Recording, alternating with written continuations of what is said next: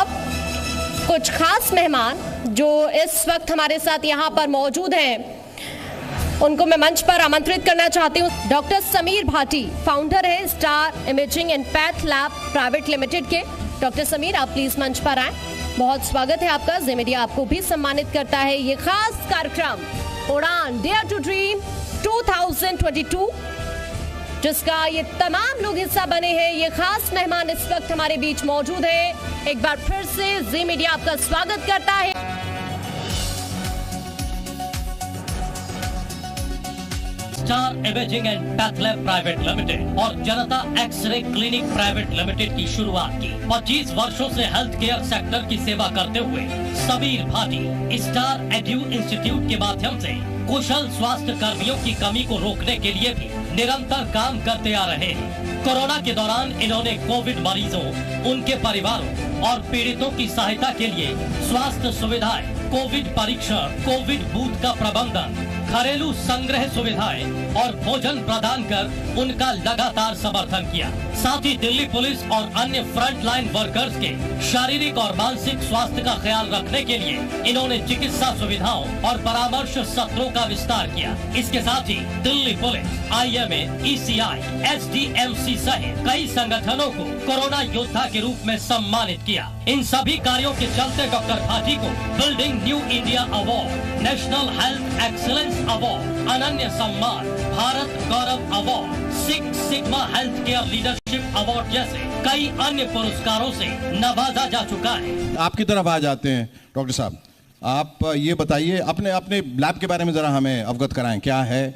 और 2-3 प्रश्न, जाहिर सी बात है कि मतलब पोस्ट कोविड हेल्थ केयर के बारे में क्या क्या क्या बदलाव है उसके बारे में ज़रा हमें जल्दी से बताएं। बिल्कुल। देखिए, star imaging and chain of diagnostic है जो गवर्नमेंट के साथ भी काम करती है और उसके प्राइवेट सेंटर्स भी है दिल्ली NCR के अंदर और वेस्टर्न यूपी के अंदर। हमारे कुछ PPP मॉडल्स हैं जिसके अंदर हॉस्पिटल्स के अंदर हमने रेडियोलॉजी डिपार्टमेंट में हम अपनी सर्विसेज देते हैं, CT स्कैन वगैरह वहाँ के इमरजेंसी डिपार्टमेंट्स। तो ये पोस्ट कोविड कितना बदलाव आया है हर चीज़ में?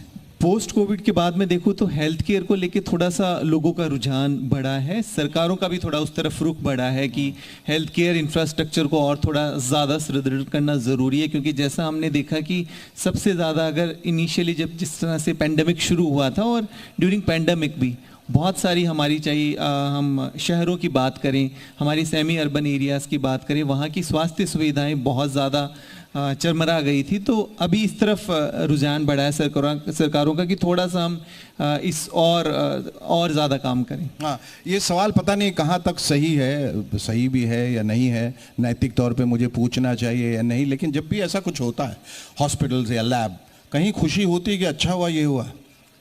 क्योंकि उससे फ़ायदा तो बहुत होता है। देखिए, इसमें एक चीज़ समझने वाली बात है, जैसे जिस तरह से पेंडेमिक शुरू हुआ था उस पेंडेमिक के लिए कोई तैयार भी नहीं था। और ऐसा कोई इस तरह से, क्योंकि हम जब फर्स्ट वेव की बात करें तो उस टाइम तो स्टाफ और डॉक्टर्स, हेल्थ केयर प्रोफेशनल भी रेडी नहीं थे कि सभी एकदम से सामने आए। और सबसे ज़्यादा मैं बात करूं तो जितनी कैजुअलिटीज़ हुई थी वो हेल्थ केयर प्रोफेशनल्स और डॉक्टर्स के अंदर हुई थी।